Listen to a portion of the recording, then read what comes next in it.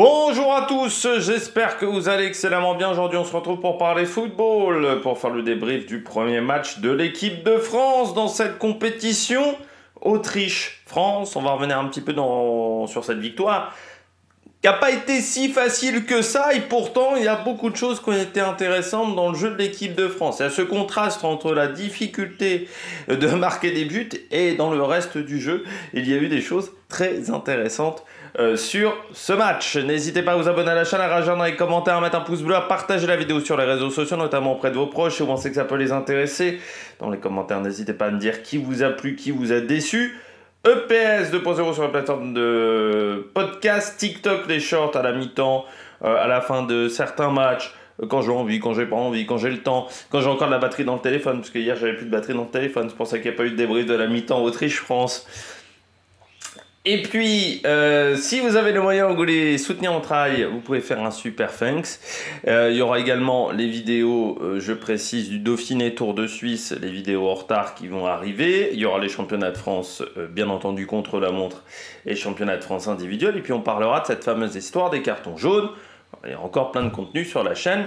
Et puis la petite cloche, comme ça vous êtes au courant des dernières vidéos qui sortent sur la chaîne. Bon, on commence tout de suite. Autriche-France. Oui, comme je le disais en introduction, match qui, si on regarde d'un point de vue comptable, semble avoir été compliqué à remporter pour l'équipe de France. Or, ce qui est assez surprenant, c'est qu'il y a eu une maîtrise complète du match de la part de cette équipe de France. C'est-à-dire que l'Autriche, à part dans le dernier quart d'heure, nous a jamais véritablement menacé. Mais on n'a jamais réussi à faire le break.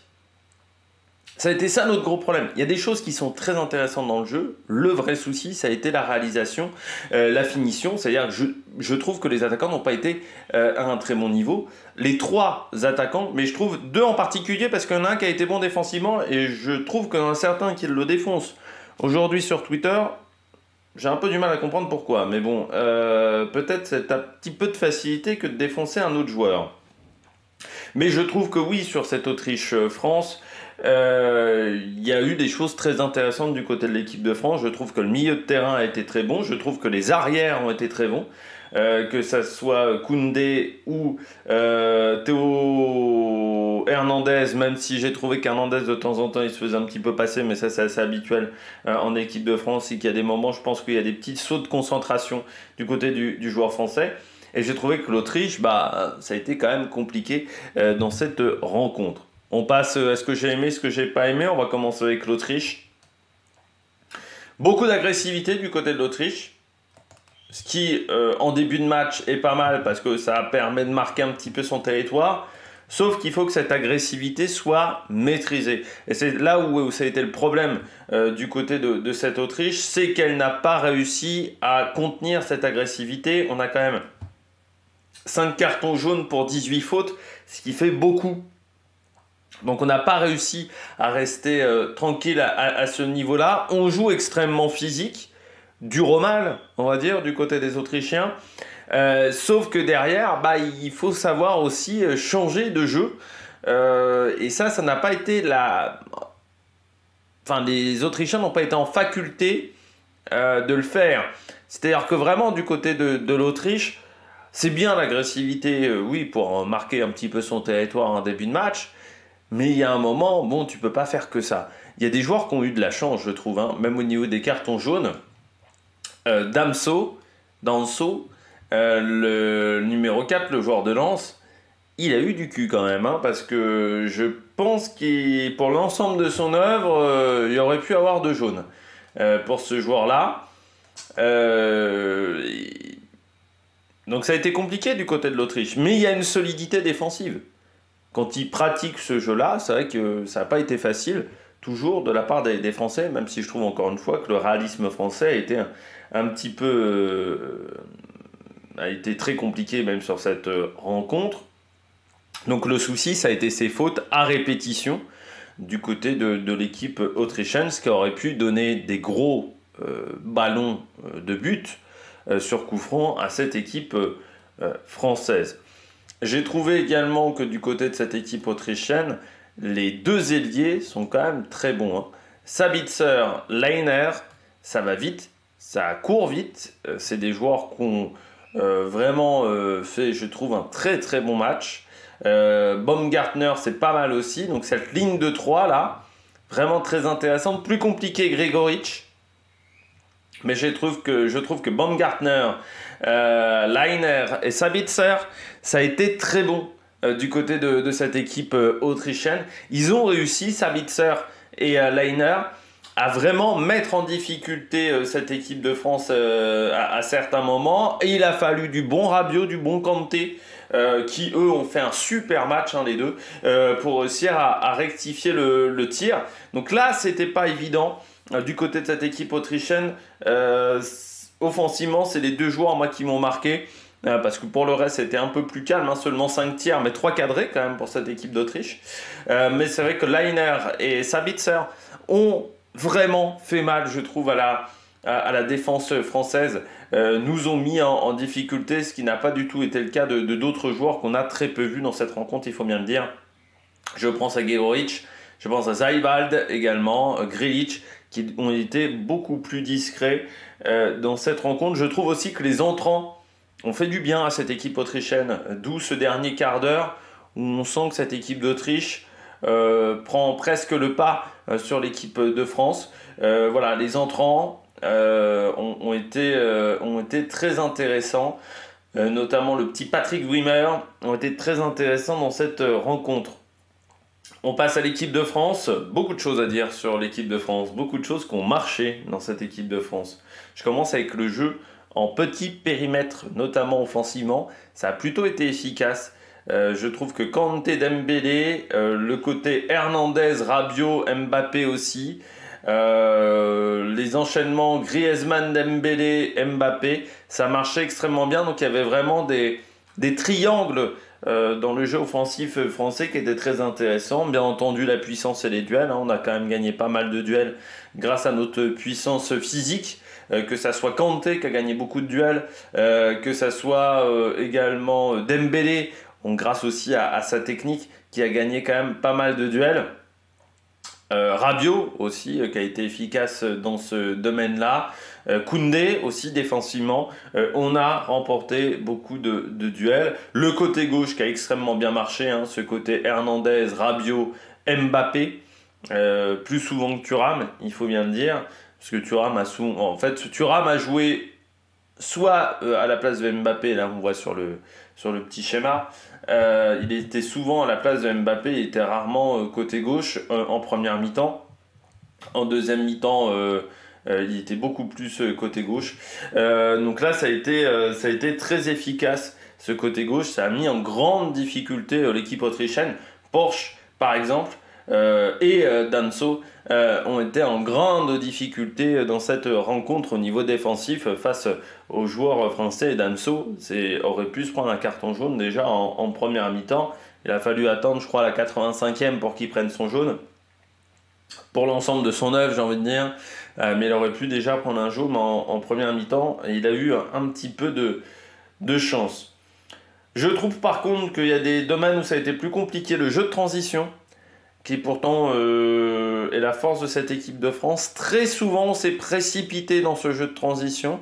Et il fallait refaire de la construction en repassant par Rabiot, en repassant derrière. Parce qu'on avait tendance à s'en mêler un petit peu les pinceaux dans ce jeu de transition. Donc là, il aurait fallu être meilleur à cause de beaucoup de précipitations. Les passes en défense entre Maignan, Upamecano, Koundé, Saliba, Hernandez.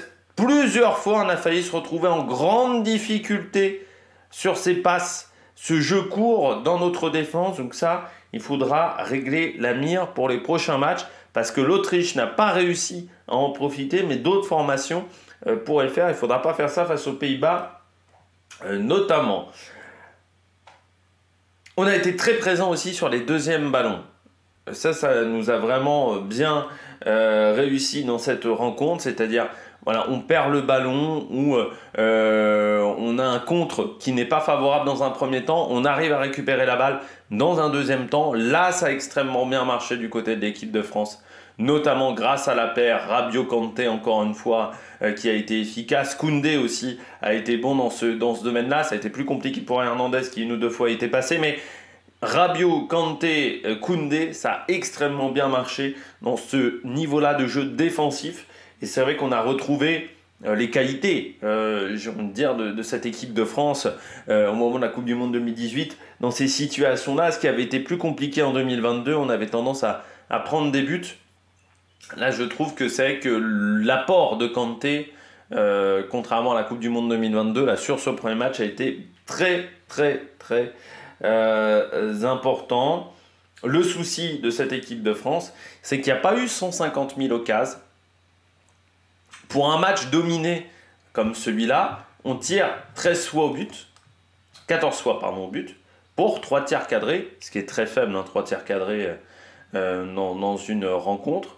Et surtout, on a eu en fait pas beaucoup d'occasions parce que très souvent, que ça soit Dembélé, que ça soit Mbappé, on fait le dribble de trop, le geste technique de trop, et il aurait fallu beaucoup plus de simplicité du côté des joueurs de cette équipe de France, d'un point de vue offensif. Parfois aussi, Kanté en début de deuxième mi-temps n'a parfois pas osé tirer au but, ce qui aurait peut-être été efficace. Mais Mbappé, Dembélé, ce que je leur reproche sur cette rencontre, ce qui pour moi est un vrai problème, c'est qu'ils ont souvent fait le geste de trop, ce qui a provoqué beaucoup de pertes de balles, et ce qui a provoqué surtout un manque d'occasion pour marquer des buts, même s'il faut bien le dire, le réalisme français n'a pas été là, la finition française n'a pas été bonne sur cette rencontre. Ça, c'est le vrai problème pour moi de ce match, c'est que l'équipe de France n'a pas réussi à être réaliste devant les buts. Seulement 3 tirs cadrés sur 14,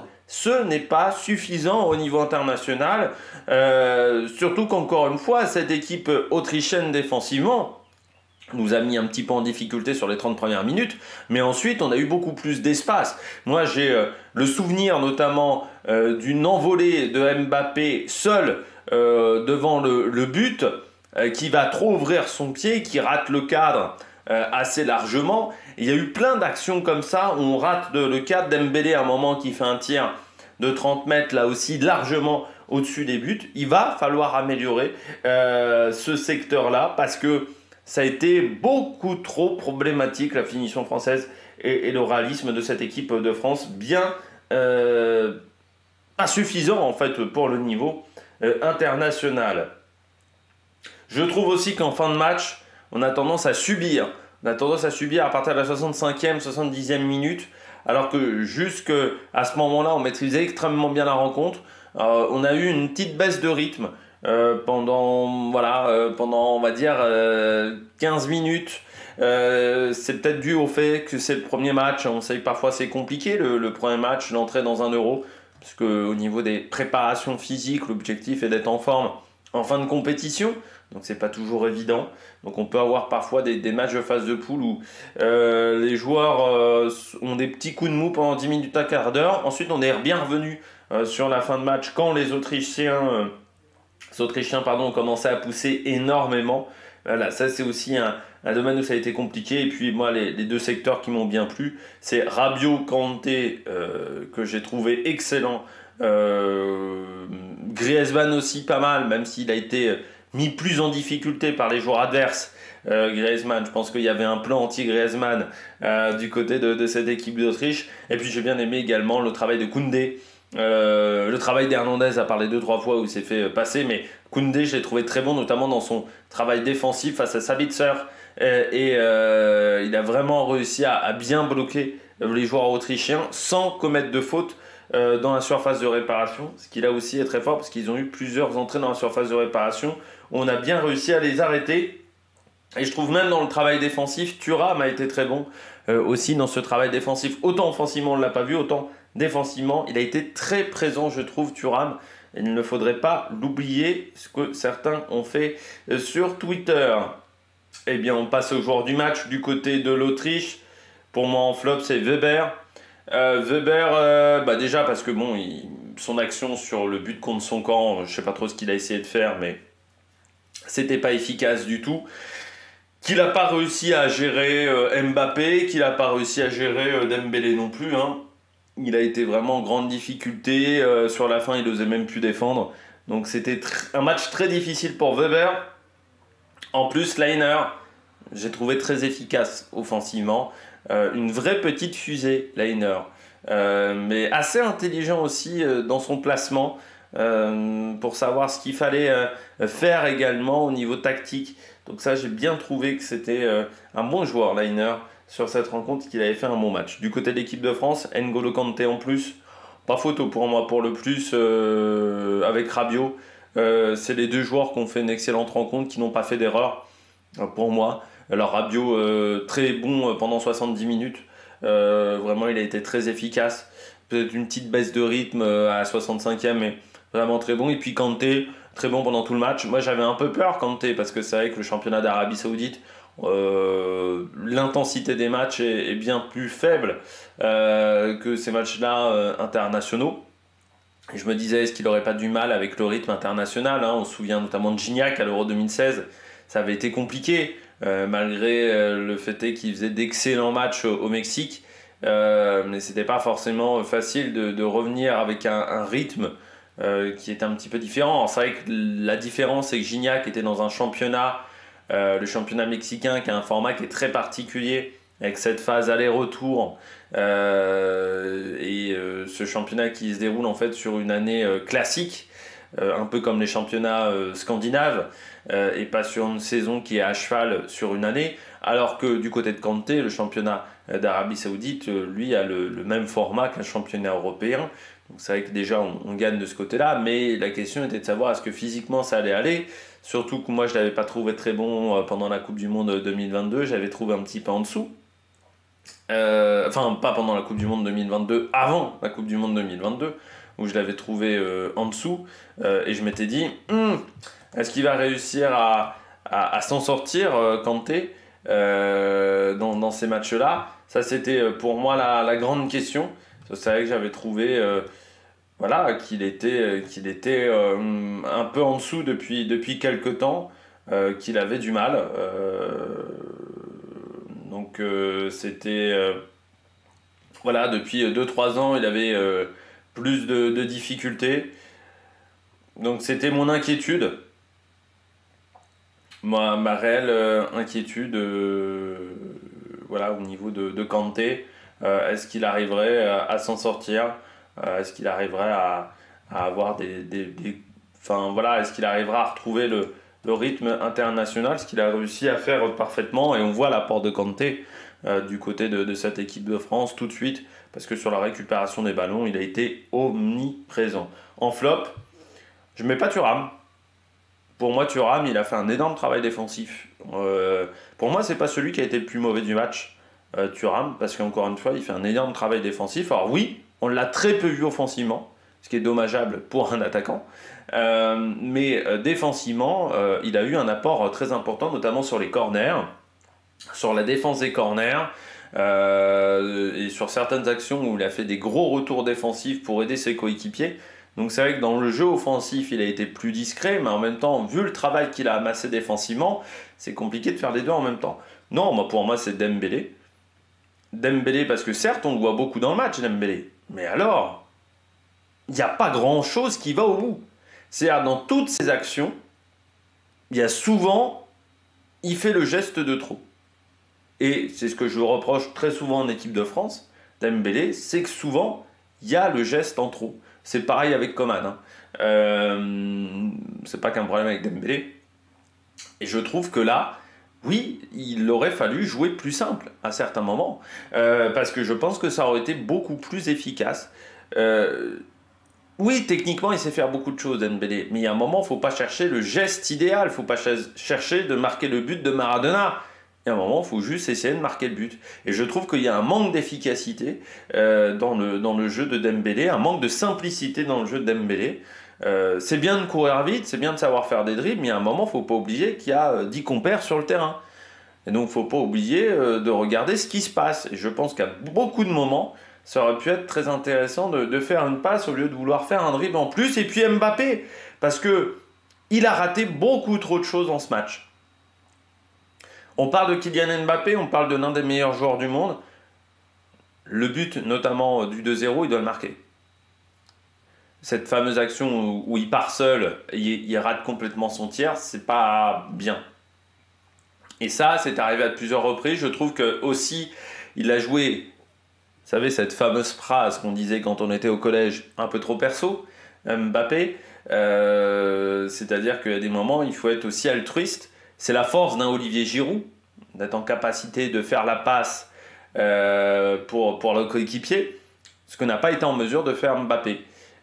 Cet altruisme, je trouve qu'à des moments, voilà, comme je disais, il a été trop perso, il a oublié ses équipiers. Et pour un capitaine, je trouve ça un petit peu problématique, mais pour moi, en priorité Dembélé, qui a raté beaucoup trop de choses sur cette rencontre. Il nous a fait un petit peu comme Lukaku du côté de la Belgique, quoi. Il a raté beaucoup de choses dans cette rencontre, ou Trossard du côté de la Belgique aussi, qui n'a pas été efficace. Bilan de cette rencontre. L'Autriche, il faudra s'en méfier offensivement. Il y a 2-3 joueurs intéressants. La paire Leiner-Sabitzer, je trouve très intéressante du côté de l'Autriche. Que ce soit la Pologne et les Pays-Bas, il faudra faire attention. Je pense que même le Autriche-Pologne va être très intéressant à suivre. Prochain match de cette compétition, qui va être un match très important en plus avec deux pays qui se connaissent bien, je pense, avec des joueurs qui se connaissent bien. Du côté de l'équipe de France, en fait, si on arrive à régler ces problèmes de réalisme devant le but, cette équipe de France sera dangereuse. Il faut régler ce problème de réalisme devant le but, pour l'instant. C'est ce qui nous a manqué sur cette rencontre, mais sinon, dans le reste du jeu, je trouve que ça a été très bien du côté de l'équipe de France, donc marquez-moi des buts. Voilà, du côté de cette équipe de France, et jouer plus simple devant. Vraiment, jouer avec plus de simplicité. J'ai trouvé que très souvent, on voulait faire l'action en trop et ne pas oublier ses équipiers. Mais ça, c'est techniquement la B.A.B.A. Du football. J'espère que vous avez aimé cette vidéo. Si vous avez aimé cette vidéo, n'hésitez pas à vous abonner à la chaîne, à réagir dans les commentaires, à mettre un pouce bleu. Puis nous, on se retrouve pour de nouvelles aventures sur la Maniac Production. Ciao, ciao!